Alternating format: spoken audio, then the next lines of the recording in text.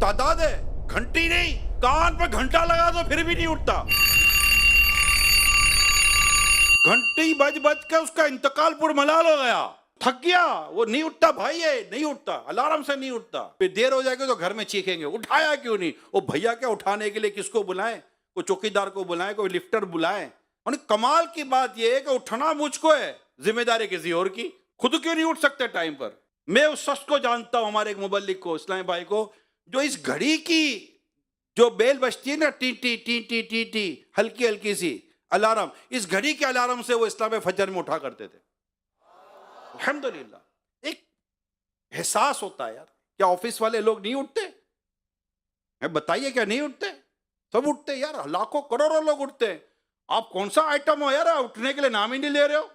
और उठाने वाला थक जाता है, और भाई अब तो उठ जाओ, तकबीरे उला जाए चली जाएगी, और उठेगा भी तो अब उठ के बैठ जाएगा, और बैठे बैठे सो गया। वो कितना सोएगा भाई। अल्लाह पाक मेरे अमीर को सलामत रखे। मैं चंद दफा मुझे अल्हम्दुलिल्लाह साथ एक ही कमरे में सोने का मौका मिला है।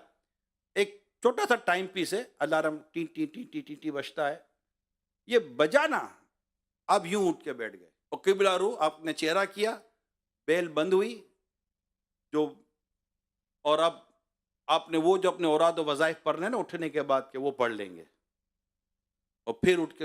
अब मैंने कभी नहीं देखा कि आपका उठने का टाइम था और आप उठ के बैठ गए और उसके बाद फिर लेट गए। ये कहां से लेटेंगे? इन्होंने तो कौम को उठाने का बेड़ा उठाया है।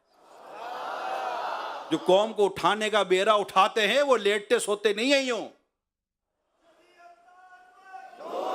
उठाने वाले पहले खुद उठे हुए होते हैं, और हम उठ रहा हूं। आपके पास वक्त की कोई कदर ही नहीं है, कोई अहमियत ही नहीं है, कोई काम है या नहीं है।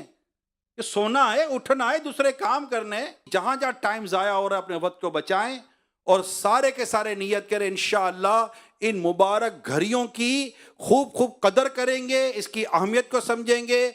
मदनी मुज़ाकरे, इज्तिमात, बयानात, हलकों में भरपूर शिरकत करके अपने इल्म अमल में खूब खूब इजाफा करेंगे इंशाअल्लाह।